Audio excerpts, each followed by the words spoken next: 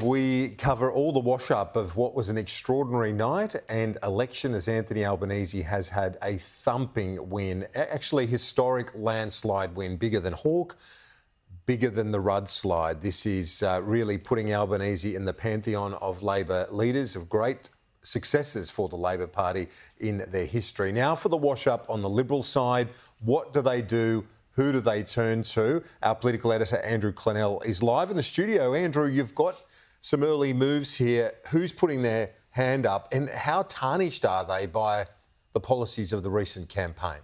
Well, this is the thing. I'm hearing from Liberal sources Angus Taylor and Jane Hume have teamed up.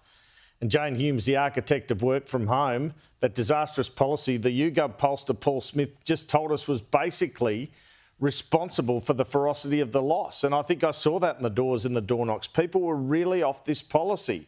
They could see a situation which suggested that they could be forced into work, or they felt they were being called bludgers if public servants were being forced into work. These are people out in the outer suburbs the Liberals were trying to win who weren't 5 days a week work from home. They were 2 days a week or 1 day a week.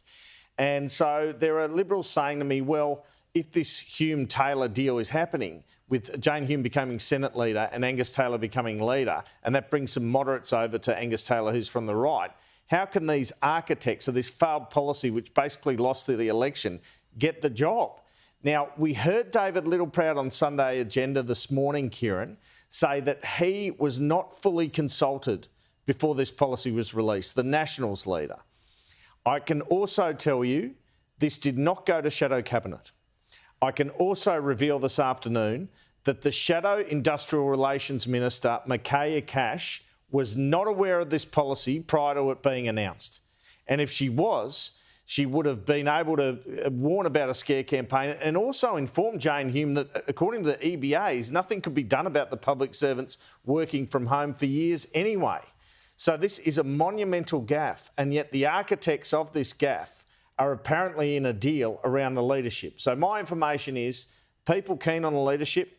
Dan Tehan, definitely sounding out people. Susan Lee, and I guess he could be a compromise candidate, you mentioned him this morning. Susan Lee has been angling for it for some time.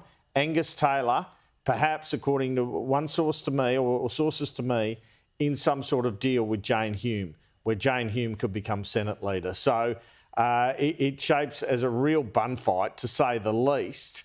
And Angus Taylor, there's a lot of issues for him in terms of the management of the campaign, and if he does a deal with someone who's been tarnished by the work-from-home policy. Well, as you rightly point out, Paul Smith, the YouGov pollster, said that was a key turning point. You found that in your Door Knock series. I found it in northern Tasmania, where I also did some seat profiles of Bass and Braddon, both flipped to Labor.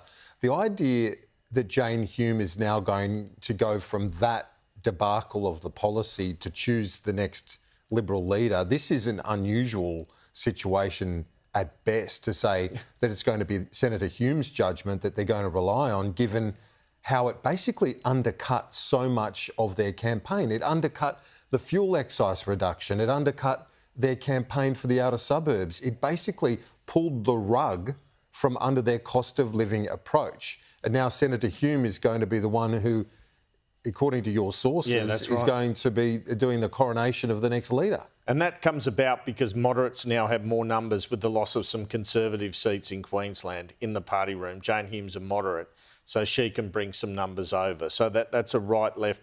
But yes, I mean, she's definitely tarnished by the policy. It would be a bad look. And Angus Taylor also ticked off on the policy. So there's hairs on that.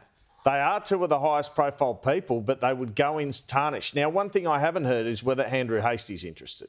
No news on that front. There's another possible contender, but I guess this will all be worked out perhaps in backroom deals in the next few days. But as you say, Kieran, Paul Smith, adamant there, asked him point blank, would it have been a much different result without the work from home policy? And he said simply, yes. So they probably still would have lost, but it wouldn't have been the absolute catastrophe that it was, according to the YouGov pollster, Paul Smith. Just trotting it out there in a speech a month before an election campaign, no focus groups No shadow cabinet. Not talking to the IR spokesperson, spokesperson, Michaela Cash. Yeah. It's just a debacle. And then you look at the result, how on earth that's going to lead to more power for the architect of it, the architects, because as you say, Angus Taylor's got to take ownership of it as well. Sure. Extraordinary. Andrew, thank you. Appreciate it. Great job last night as well.